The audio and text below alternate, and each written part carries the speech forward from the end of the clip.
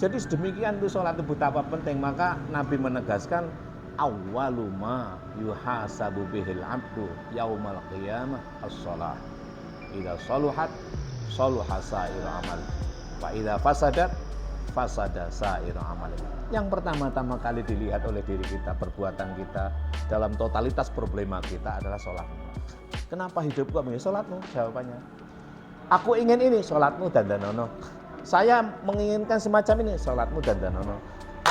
Kenapa hidupku selalu dalam kegundah-gulanaan? Sholatmu deloken. Kenapa aku sholat tapi masih curiga dengan orang? Sholatmu deloken. Kenapa aku sholat tapi masih keji dan mungkar? Keji itu apa? Keji itu berpikir negatif. Mungkar itu apa? Pikiran negatif diekspresikan.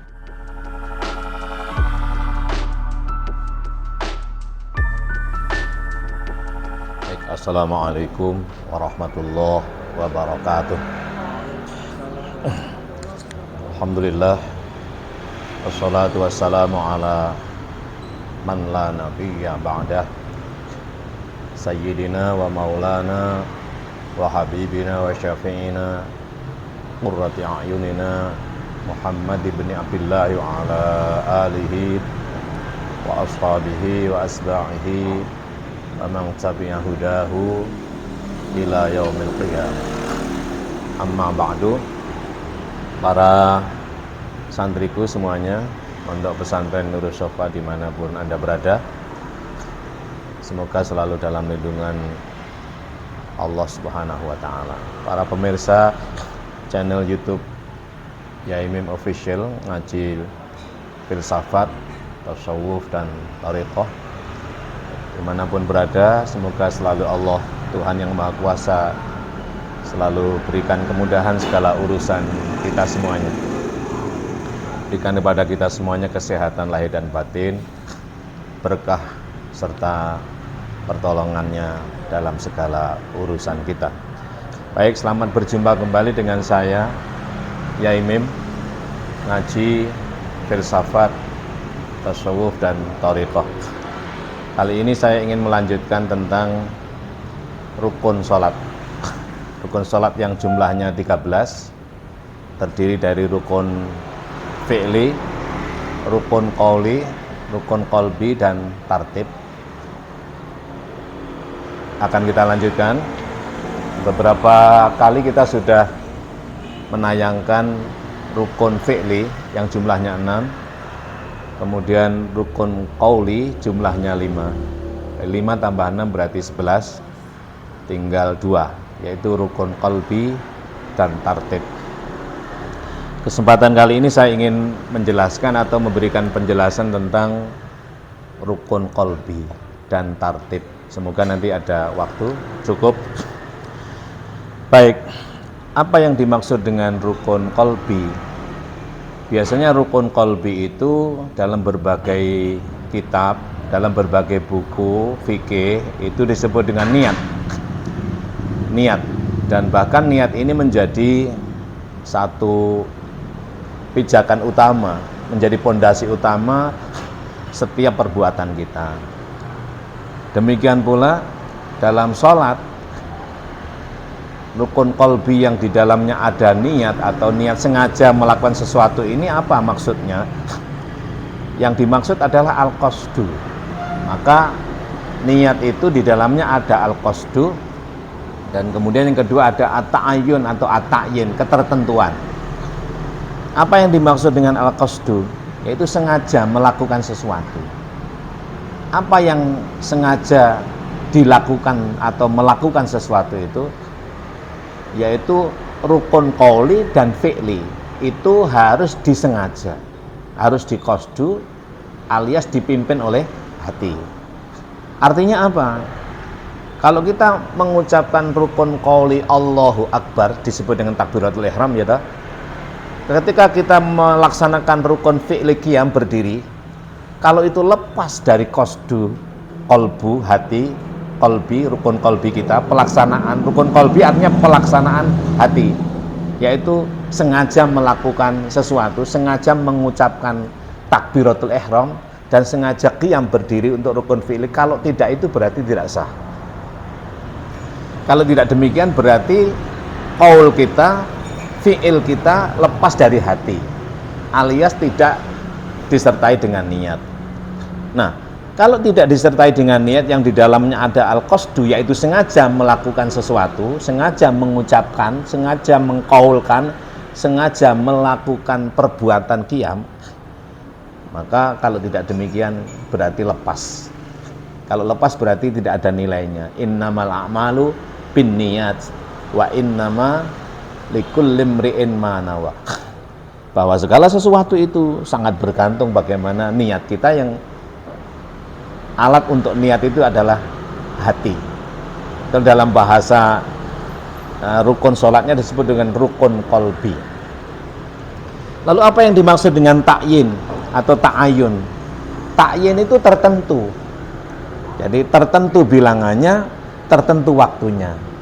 Jadi sengaja melakukan sesuatu, sengaja mengucapkan sesuatu berupa rukun fi'li dan rukun qauli tertentu, yaitu ta'yin. Apa yang dimaksud dengan ta'yin itu? Tertentu bilangan dan waktunya. Ya, waktu terkait dengan tafrid. Ya, bilangannya apa misalnya kalau rukun karena tertentu waktu berarti maghrib, ya maghrib berarti 3 kan bilangannya. Kalau rokaatnya 3. Kalau sholat maghrib berarti rokaatnya 3. Kalau isya berarti isya kan tertentu waktunya. Ta'yin waktu isya, ta'yin waktu maghrib, ta'yin waktu subuh, ta'yin waktu maghrib, waktu isya, waktu subuh, waktu zuhur, waktu asar. Itu namanya ta'yin waktu. Nah, kemudian ta'yin bilangan apa? Ta'yin bilangan adalah, ya kalau maghrib ya 3, kalau isya 4, kalau subuh 2, zuhur 4, asar 4, dan seterusnya. Kecuali kalau dikosor, sholat yang rubaiyat, yang jumlah rakaatnya 4 bisa dikosor. Tentu itu dengan ta'yin pula, di ta'yin berapa, dikosor menjadi berapa. Kalau yang 4 menjadi 22 kan. Nah, itu yang dimaksud dengan ta'yin. Harus qasdu gandengannya dengan ta'yin. Sengaja melakukan sesuatu dengan ketertentuan bilangan dan waktu. Bilangan itu jumlah rakaatnya, waktu itu 5 itu, yaitu maghrib, isya, subuh, zuhur, asar. Itulah. Nah, kalau ini lepas begitu saja, yaitu perbuatan qaul Allahu Akbar, perbuatan kita qiyam berdiri, kalau lepas begitu saja, tidak ada ini qiyam apa? Karena qiyam kan macam-macam. Ada qiyam yang dari iktidal, ya, menjadi qiyam juga kan harus diqasdu. Ini qiyam iktidal, ini qiyam takbiratul ihram. Itu beda kan? Nah, itu di mana letaknya? Di dalam rukun qalbi. Namanya qasdu. Nah, begitulah sholat itu memang benar-benar ingatan, gitu.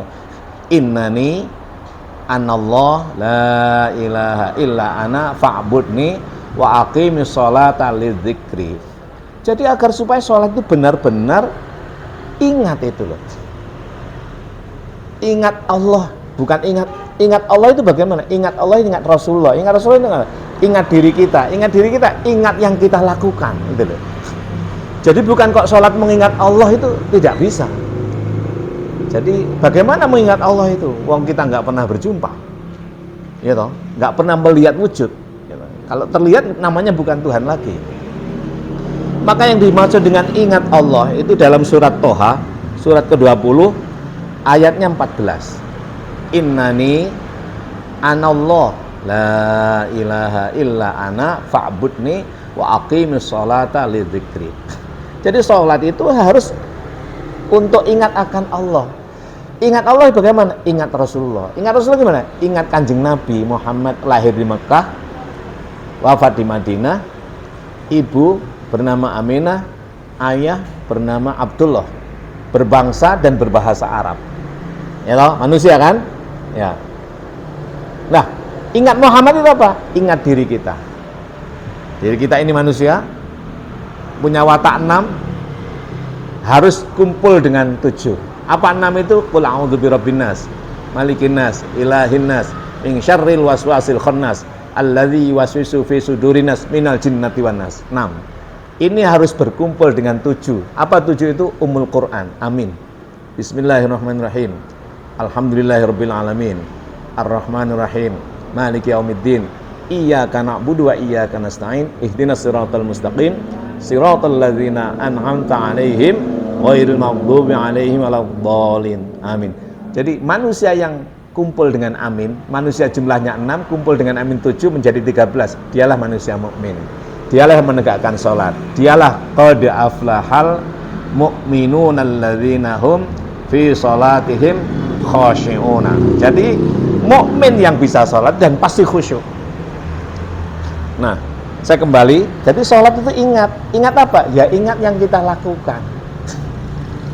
Jadi mengingat apa yang kita lakukan itu maknanya apa gitu.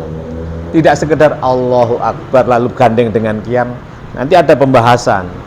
Kenapa Allahu Akbar takbiratul ihram itu gandeng dengan qiyam?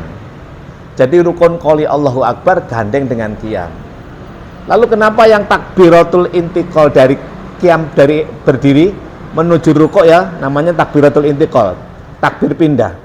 Lalu kenapa pindah dari rukuk ke i'tidal kok tidak Allahu Akbar tapi sami Allahu liman hamidah? Nanti kita bahas satu persatu. Untuk apa ini? Agar supaya seluruh gerakan fisik dan juga ucapan mulut ini benar-benar diingat oleh hati. Bagaimana mengingat itu? Kalau kita tahu maksudnya. Nah, proses kita mengetahui mengkaitkan antara mengkaitkan qauli dengan fi'li ke dalam hati itu namanya tartib. Tartib itu berasal dari kata rattaba yurattibu tartib, yaitu mentertibkan. Apa mentertibkan itu? Ya menggandengkan qauli fi'li ke dalam qalbi, ke dalam niat yang di dalamnya ada qasdu, ada ta'yin. Apa qauli itu? Ya qauli itu Allahu Akbar, Fatihah, tahiyat, shalawat, salam, ya toh? Apa fi'li itu? Qiyam, ruku', i'tidal, sujud, duduk di antara dua sujud dan duduk akhir. Ya itu dikaitkan, dipreteli satu-satu apa maknanya ini? Apa maknanya kemudian dikaitkan dengan hati itu namanya tartib. Yaitu proses menggandengkan, mensolatkan ya. Jadi bahasa kita itu menggandengkan itu bahasa Arabnya mensolatkan. Solatnya menggandengkan. Jadi sholatun, sholawatun, silatun itu satu bunyah, satu bangunan, artinya menggandengkan. Jadi wasola yasilu silatan, menjadi sambung. Jadi sambungnya diri kita kepada amin, diri kita sebagai manusia agar menjadi mukmin sambung kepada amin, agar sampai kepada Allah. Saya ulangi, kenapa sampai sedemikian rupa? Qauli dan fi'li ini harus dipimpin oleh qalbi secara tartib gitu. Qaul ucapan Allahu Akbar sampai salam, fi'li qiyam sampai dengan sujud duduk akhir, julus akhir itu ini harus benar-benar ditartib ke dalam qalbi. Ditartib ke dalam qalbi, ditertibkan, digandengkan, disolatkan ke dalam hati, yaitu dipimpin oleh qasdu, dipimpin oleh ta'yin, yang di situ oleh hati atau niat namanya. Baik, kenapa sedemikian itu? Karena fungsi sholat itu adalah untuk tercegahnya diri kita dari perbuatan keji dan mungkar. Allah menyatakan secara tegas sekali dalam surat Al-Ankabut, surat ke-29, ayatnya 45. Utslu ma uhiya ilaika minal kitabi wa aqimis sholata innas sholata tanha anil faksha'i wal munkar wala dzikrullahi akbar wallahu ya'lamu ma tasna'un. Jadi fungsi sholat itu benar-benar lahir pada diri seseorang itu, tercegah padanya itu dari perbuatan keji dan munkar. Jangankan berbuat, berpikir saja tidak. Kalau sholatnya itu benar itu loh, maka sholat itu tidak hanya terbatas oleh waktu sebenarnya, tapi kalau sholatmu itu ketika dalam ta'yin dan qasdu serta niat itu benar-benar satu-satu ini dia, maka benar-benar gandeng. Kalau itu menjadi maghrib, isya, subuh, zuhur itu gandeng.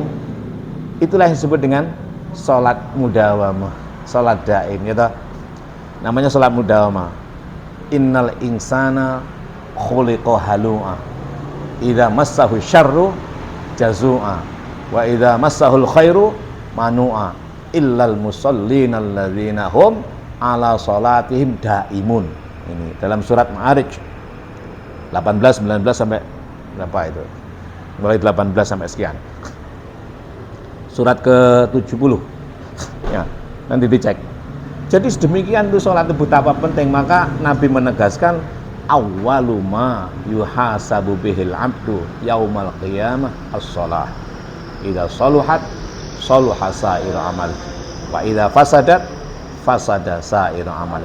Yang pertama-tama kali dilihat oleh diri kita, perbuatan kita dalam totalitas problema kita adalah sholatmu. Kenapa hidupku? Ya sholatmu, jawabannya. Aku ingin ini, sholatmu dandanono.